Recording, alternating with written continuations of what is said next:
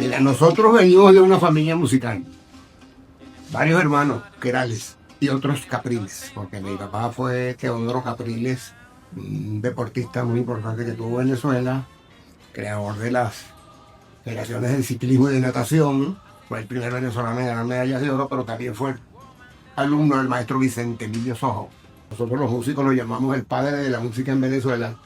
Yo tengo un archivo que él me dejó con más de 100 canciones, todas absolutamente inéditas, muy poco conocidas, y que con ese estímulo entendimos nosotros que con la música venezolana había que hacer algo, porque a raíz de que la música llanera en los años 50 tiene éxito por los medios de comunicación, ¿no?, se convierte como que en la única música venezolana que existía. Era la música que representaba el país, incluso la llamaban música venezolana o música criolla. Hasta que empezó a chocar con el resto de las músicas en Venezuela, que también eran venezolanas y criollas. Y pues, ahí se armó una discusión y la convirtieron en llanera, música llanera. Pero esas otras músicas que había en todo el territorio nacional eran absolutamente desconocidas y no sonaban en ningún medio de comunicación. Esa preocupación la cargamos por un buen tiempo hasta que entramos en contacto con el Museo Nacional de Folclore. Y en ese museo, que yo entré a trabajar de voluntario, me encargué del archivo musical, de los trabajos de campo, de investigación que habían hecho desde los años 30 los primeros investigadores, y todos esos archivos estaban ahí en el museo. Yo, ordenando esos archivos y conociéndolos, me di cuenta de la riqueza musical que había en Venezuela y que el resto del país no conocía. Y al mismo tiempo en ese museo conocí a un muchacho que acaba de llegar de México, recién graduado de antropólogo, un concepto moderno de la investigación de la antropología que te integraba en la comunidad, de manera de conocer esas manifestaciones más de cerca, donde la antropología se convirtió en liberadora en vez de colonizadora. Y entonces decidimos empezar a recorrer el país buscando esas formas musicales o esas tradiciones, pero desde el punto de vista nuevo, este punto de vista nuevo que era integrándose con la comunidad. Y de ahí nace entonces el trabajo de recopilación de un solo pueblo, que empezó a grabar y a tomar fotos un tiempo después, cuando ya nos habíamos ganado la confianza de la gente. Hasta que decidimos grabar. No queríamos grabar porque en esa época grabar era como que muy farandulero, para decirlo de alguna manera, ¿no? Y nosotros veníamos más con la cosa cultural. Nosotros no teníamos ningún interés en tener fama con el trabajo que estábamos haciendo. Andábamos más en un rescate cultural que comercial. Creamos una agrupación suficientemente grande para poder transmitir todas esas manifestaciones, que en algunos casos son cantos individuales, en otros son cantos colectivos. Y por supuesto tuvimos que crear una agrupación numerosa. Pero las personas que fundamos un solo pueblo y que concebimos la idea, fuimos tres: Sorena Valdivieso y el antropólogo Rafael Estrada. Entre los tres fue que concebimos un viaje para Carura, a conocer a un personaje muy importante de allá que se llamó Don Pío Alvarado. El roble de Curariba quizás sea el golpero, el tamunanguero, el músico larense más importante de la historia. Una vez que vivimos esa experiencia en Carora, nos dimos cuenta que si eso era solamente en ese pequeño sector de Venezuela, que había esa riqueza y esa variedad, ¿cómo sería el resto del país? De regreso de ese viaje de Carora, tomamos la decisión de no hacer más música latinoamericana y dedicarnos de lleno a la búsqueda de la música venezolana,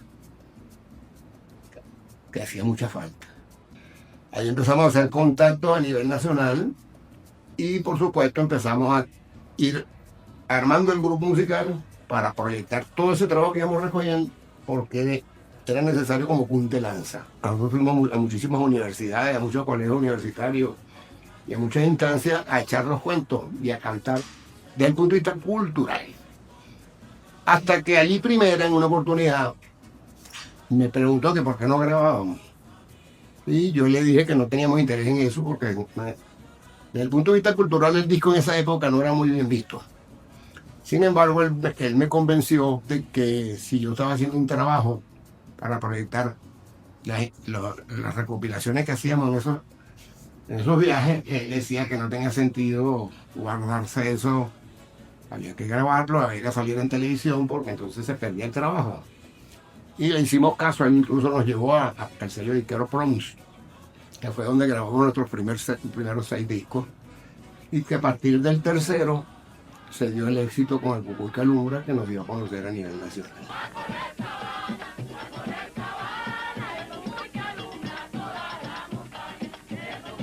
Nosotros no entendíamos por qué mi papá, por ejemplo, estaba tan entusiasmado con eso que estábamos haciendo.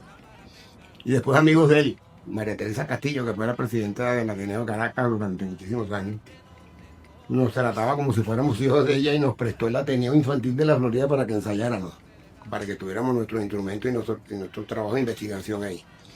Y después Columbo Frías, un amigo de mi papá del deporte y de la cultura de Barlovento, ligado de Tacarigua, allá en Barlovento, también se entusiasmó muchísimo con nosotros y fue como un segundo papá del grupo, de alguna manera, uno de los patrocinantes y de los más entusiastas, ¿no?, con el grupo. Y yo realmente nosotros no entendíamos por qué ellos le daban tanta importancia a eso. Pensábamos más bien que era por el amor de padre de unos muchachos están haciendo una cosa bonita en relación con la música. Hasta ahí. Pero de verdad que ellos sí fueron capaces de tener la visión de lo que podía pasar con eso. Eso lo entendí yo después, lo entendimos nosotros después de mucho tiempo, después cuando en efecto empezó a ocurrir lo que ocurrió. Porque ellos sí sabían que lo que se podía hacer con eso y se encargaron de prepararme. Por ejemplo, mi papá no hizo sino orientarme permanentemente en eso. Era como muy insistente, por eso te decía que me parecía, yo no lograba comprender exactamente por qué hacían eso. Yo, pues, bueno, mi papá lo quiere uno porque fue el papá de uno y tal, y que se apoya cualquier cosa que su hijo haga. Pero resultó ser que ellos sí sabían que ese trabajo iba a trascender y se encargaron de garantizar de que eso no tuviera tropiezo, de que tomáramos el camino correcto, que hiciéramos las cosas correctas. Fueron unos asesores permanentes. Una vez que pegamos en los medios de comunicación, que empezamos a sonar muchísimo con el Cucuy que alumbra, inmediatamente vinieron 4 o 5 canciones seguidas.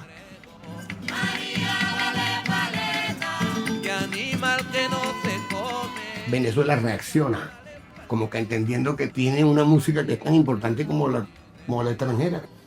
Pero de ahí a entender que ese trabajo musical iba a convertirse quizás en el trabajo más importante de rescate de la música venezolana, no teníamos ni idea.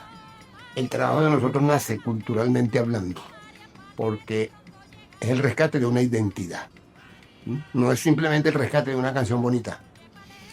A mí me encanta la música venezolana, no solo porque sea venezolana, es porque es bonita, es porque tienes una riqueza implícita en lo musical que muy pocas tienen.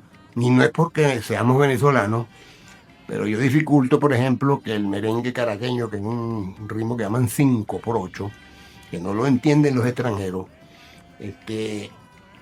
no sé, de hecho es considerado por la mayoría de los músicos de afuera como una de las formas musicales más difíciles, ¿no?, y más originales, que les cuesta mucho captarla. Lo mismo pasa con el joropo, que es en 3x4. La música universal se baila en dos tiempos, es la música binaria. Tú vas caminando, 1, 2, 1, y estás bailando, ¿verdad? La música, cualquier forma musical comercial. La música venezolana, el joropo es en 3 tiempos, 1, 2, 3. Bailar en 3 tiempos es muchísimo más difícil. Y nada más lo podían hacer los venezolanos hasta hace poco.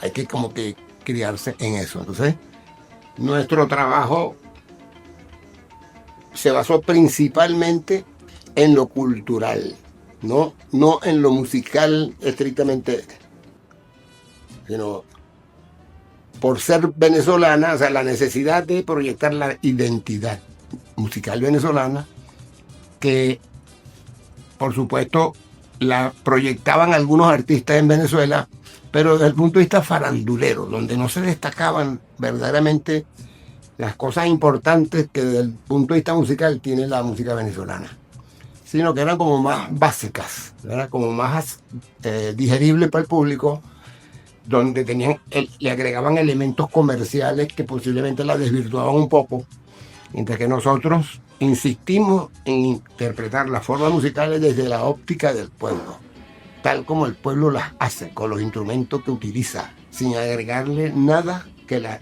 alterara. Y así la dimos a conocer.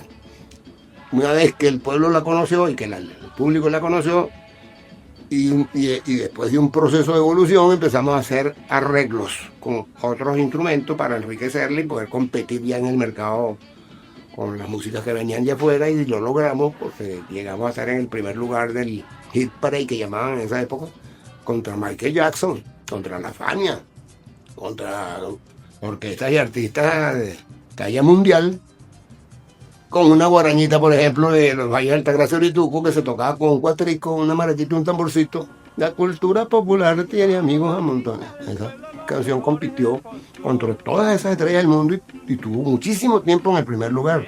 Igual que María Paleta, que quizás haya sido el tema que más ha vendido en Venezuela de música venezolana. Es el disco que vendió más de nosotros. Y no hubo que necesidad de agregarle ningún elemento extranjerizante para que la gente lo asimilara. Mi papá se empeñó siempre en que no me dejara atrapar por la farándula. Cuando él veía mucha publicidad en la farándula, él salía a buscar a sus amigos periodistas de las páginas culturales y me entrevistaban y publicaban cosas de manera de que hubiera un equilibrio entre lo cultural y lo comercial, porque el trabajo de un solo pueblo era de rescate de la identidad. Bueno, mira, hoy queremos seguir insistiendo en lo que estamos haciendo desde el principio, que es convencer a los venezolanos que tienen una música que puede competir con cualquier música en el mundo. Yo quisiera aprovechar la diáspora de venezolanos que hay por todo el mundo, y lo que nos falta es hacer que esa música nuestra llegue a esos países como llegó la de ellos a nosotros. Bueno, pues un día yo me